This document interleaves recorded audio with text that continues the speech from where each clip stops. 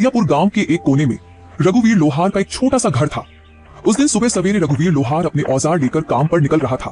कब तक ऐसा चलेगा रघु? हर रोज सुबह कुछ आस लेकर जाते हो और शाम को निराश होकर लौटते हो। क्या तुम्हें नहीं दिखता कि पूरे गांव में सबसे बुरी हालत हमारी है? क्या करूँ राधा, तू ही बता। मेरी किस्मत ही फूटी हुई है तो मैं क्या कर सकता हूँ। जब भी हालात सुधरने लगते हैं कुछ न कुछ ऐसा हो जाता है कि फिर से सब कुछ बिगड़ जाता है। अब देख, पहली बार जैसे तैसे कुछ जमा किया, तू बीमार पड़ गई, सब खर्च हो गया। फिर रतन के पैर में वो गहरी चोट, पूरा इलाज करवाने में फिर से सब कुछ खत्म हो गया। तभी 10 साल का रतन दौड़ता हुआ आया और उसकी मासूम आंखों में भूख थी, पर मन में कुछ कहने की हिम्मत भी। पिताजी, मेरे मन में कई दिनों से अच्छा खाना खाने की इच्छा हो रही है। हमारे घर में दूसरों की तरह पकवान क्यों नहीं बनते? रघुवीर की आंखें नम हो गई। तू चिंता मत कर बेटा, हमारे दिन भी जरूर बदलेंगे। एक वक्त आएगा जब हम लोग दूसरों से भी अच्छे पकवान बनाएंगे, फिर तेरा जो दिल करेगा वही खाएंगे। लेकिन पिताजी, एक बात बोलूं, जब पड़ोस की ताई अम्मा के घर से पकवानों की खुशबू आती है ना, तो मैं तो खींचा चला जाता हूँ। एक दिन चला भी गया था, लेकिन उन्होंने मुझे देखते ही खाना छुपा लिया और कहा, यहाँ मत आ, भाग जा यहाँ से। तो मैं वापस आ गया। राधा की आंखों से आंसू बहने लगे। उसका दिल जैसे किसी ने मसल कर रख दिया हो। रघुवीर कुछ नहीं बोला, चुपचाप अपने औजार उठाए और लोहार की दुकान की ओर चल पड़ा। रघुवीर की लोहार की दुकान गांव के चौराहे पर थी। उस दिन जैसे ही उसने भट्टी सुलगाई और हथौड़ा उठाया, उसे लगा कि उसके बाजुओं में अब पहले जैसी ताकत नहीं रही। उसके हाथों की चोटें भी जैसे थक चुकी थीं। हे भगवान, और कितनी परीक्षाएं लोगे।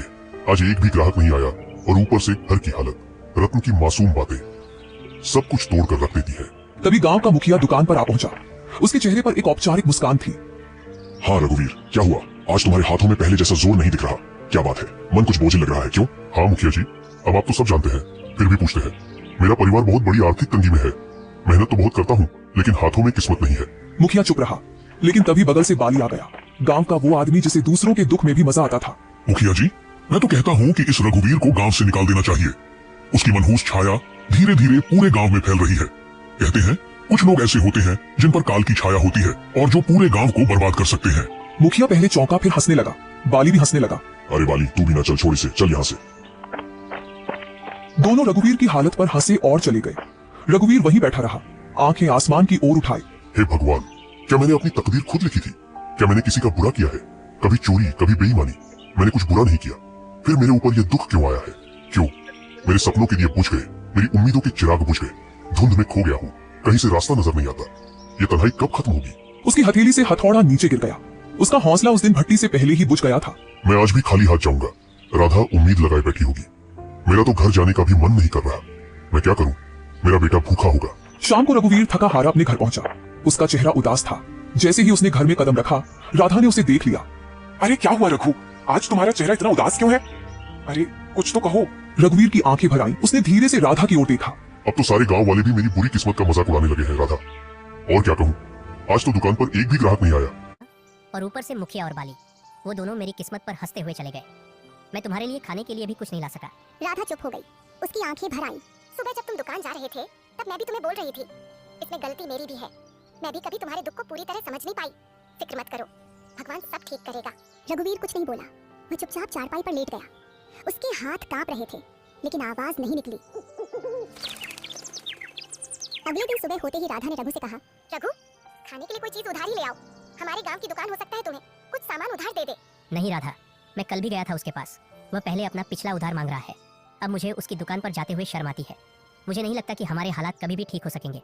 ऐसा ही चलता रहा तो हमें यह गांव छोड़कर जाना पड़ेगा। गांव में 2-3 लोगों से पहले ही मैं उधार ले चुका हूँ। अब मेरे अंदर इतनी हिम्मत नहीं कि किसी और से उधार मांग लूँ। सबको पता है कि मैं उधार लेकर वापस नहीं करता। वापस करूँ भी तो कहाँ से?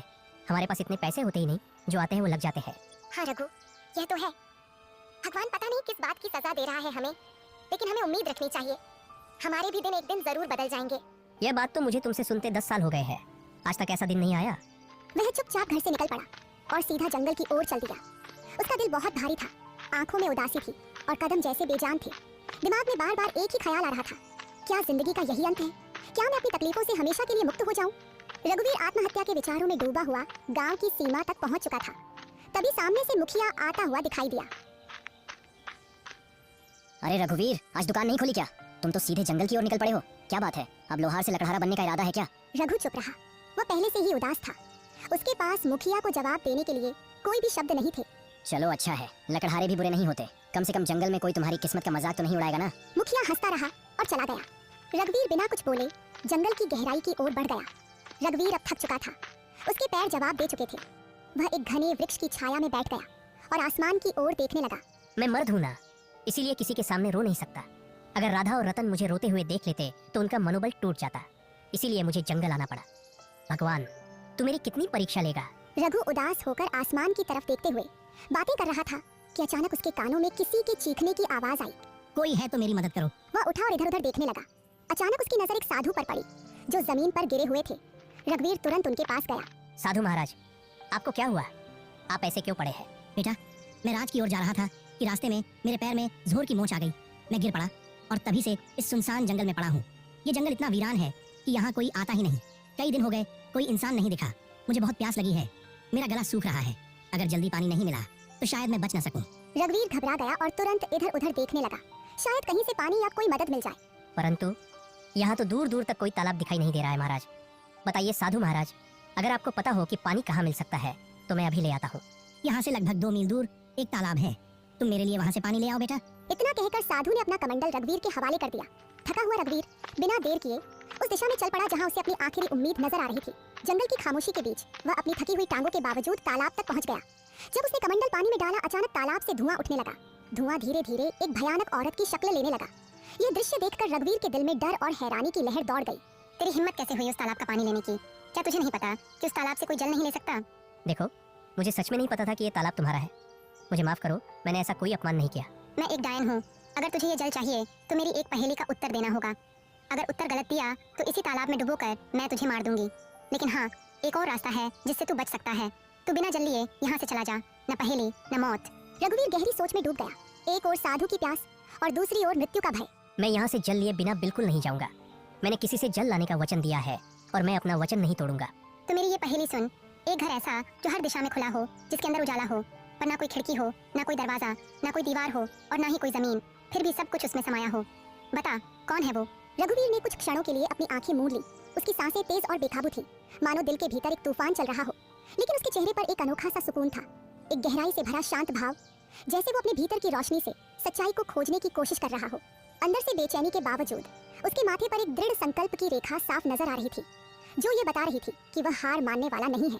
वो है मनुष्य का मन, जो हर दिशा में खुला होता है, जिसमें उजाला भी होता है और अंधकार भी। न कोई दीवार, न कोई दरवाजा, फिर भी उसमें पूरा संसार समा जाता है। डायन कुछ पल चुप रही, जैसे रघुवीर के उत्तर पर हैरान हो गई हो।